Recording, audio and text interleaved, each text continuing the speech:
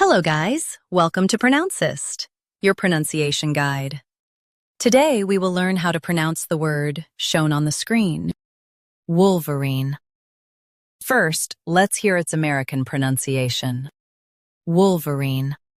Now, read the syllables of U.S. pronunciation shown on the screen naturally. Wolverine, Wolverine, Wolverine, Wolverine. Now, let's focus on British pronunciation of this word, Wolverine.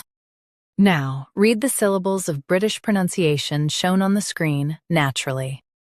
Wool, ver, in, Wolverine, wool, ver, in, Wolverine.